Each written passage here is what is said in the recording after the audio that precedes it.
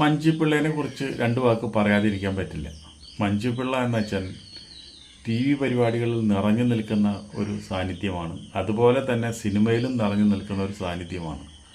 അഭിനയത്തിൻ്റെ ഒരു അപാര കൊടുമുടിയാണ് നമ്മുടെ മഞ്ജുപിള്ള. അപ്പോൾ ശരിക്കും പറഞ്ഞു കഴിഞ്ഞാൽ സീരിയലിലെ അഭിനയമല്ല ഞാൻ ഉദ്ദേശിച്ചത്, സിനിമയിലെ അഭിനയം. സിനിമയിൽ കുറച്ച് ക്യാരക്ടർ നമ്മൾ കണ്ടു, അതിഗംഭീരമായ അഭിനയമാണ്. വളരെ കാലങ്ങളായിട്ട് അഭിനയിച്ചുകൊണ്ടിരിക്കുന്ന ജീവിതത്തിൽ അഭിനയമാണ് ഏറ്റവും വലുത് എന്ന് അഭിനയ തപസ്യായിട്ട് തുടരുന്ന ഒരാളാണ് മഞ്ജുപിള്ള. പോരാത്തതിന് SP പിള്ളയുടെ ചെറുമകളാണ്. അപ്പോൾ അതിൻ്റെ ഒരു പാരമ്പര്യം ഇല്ലാണ്ടിരിക്കില്ല. അപ്പോൾ മഞ്ജുപിള്ളയുടെ ജീവിതത്തിൽ സിനിമേനെ അത്ര ശോഭമായുള്ളൊരു ജീവിതമല്ല മഞ്ജുപിള്ളയ്ക്ക് കിട്ടിയത്. കാരണം എന്താ വെച്ചിട്ടുണ്ടെങ്കിൽ ഒരു സീരിയലിലൊക്കെ അഭിനയിക്കുന്ന കാലത്ത് ഒരുപാട് സീരിയലിൽ ഒരുമിച്ച് അഭിനയിച്ചാണ് നമ്മുടെ മുകുന്ദൻ മേനോനായിട്ട് ശരിക്കും മഞ്ജുപിള്ള പ്രേമത്തിലായി, സ്നേഹത്തിലായി. അങ്ങനെ ആ സീരിയലിലെ അഭിനയം കൊണ്ട് തന്നെ ഇവർ പ്രണയിച്ച് ഒരു കല്യാണം കഴിച്ചു. പക്ഷേ ആ പ്രണയബന്ധം ഒരിക്കലും കല്യാണത്തിലെത്തി കഴിഞ്ഞാൽ പ്രണയം ചെയ്ത് നടക്കുന്ന കാലത്ത് അത്ര സുഖം ഉണ്ടാവില്ല ദമ്പതികളായിട്ട് ജീവിക്കുമ്പോൾ. അഭിപ്രായ വ്യത്യാസങ്ങളൊക്കെ അപ്പോഴാണ് പറയാം. അപ്പോൾ മുകുന്ദമേനോനായിട്ട് ശരിക്കും പറഞ്ഞു കഴിഞ്ഞാൽ ചെറിയ എന്തെങ്കിലുമൊക്കെ പ്രശ്നങ്ങൾ വന്നു. അത് കഴിഞ്ഞിട്ട് എന്തുണ്ടായിട്ടുണ്ടെങ്കിൽ അവർ പിരിഞ്ഞു.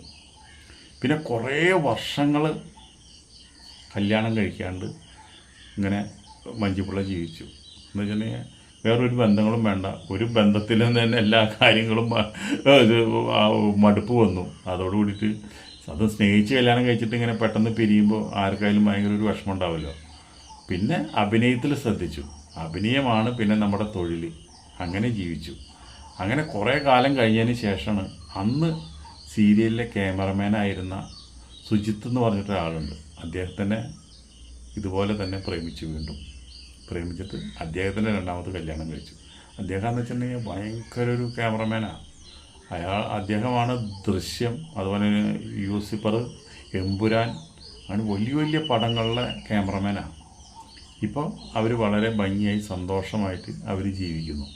അപ്പോൾ നമുക്കിതിൽ പറയാനുള്ളത് എന്താണെന്ന് വെച്ചിട്ടുണ്ടെങ്കിൽ ഈ സിനിമാ ലോകത്ത് വരുമ്പോൾ ഒരു കാരണവശാലും നിങ്ങൾ സിനിമയായിട്ട് ബന്ധപ്പെട്ട് ജീവിക്കുന്ന ഒരാളെ നിങ്ങൾ ഭർത്താക്കന്മാരായിട്ട് തിരഞ്ഞെടുക്കാണ്ടിരിക്കുക. നിങ്ങളുടെ കൂടെ അഭിനയിക്കുന്ന ആൾക്കാരോട് നമുക്ക് പ്രേമം തോന്നാം, സ്നേഹം തോന്നാം, ബഹുമാനം തോന്നാം. അതൊക്കെ അവിടെ തന്നെ ഉപേക്ഷിക്കുക. നമ്മുടെ ജോലി സ്ഥലത്തെ ഒരു തമാശയായിട്ട് മാത്രം കാണിക്കുക. അത് കഴിഞ്ഞിട്ട് നിങ്ങൾ എന്തുണ്ടായിട്ടുണ്ടെങ്കിൽ ഈ സിനിമയിലൊന്നും ഒരു ബന്ധമില്ലാത്ത ഒരാളെ നിങ്ങൾ ജീവിതസഖിയായിട്ട് തിരഞ്ഞെടുക്കുക. അതിപ്പോൾ പുരുഷനായാലും കുഴപ്പമില്ല, സ്ത്രീ ആയാലും കുഴപ്പമില്ല, നടിയായാലും കുഴപ്പമില്ല, നടനായാലും കുഴപ്പമില്ല.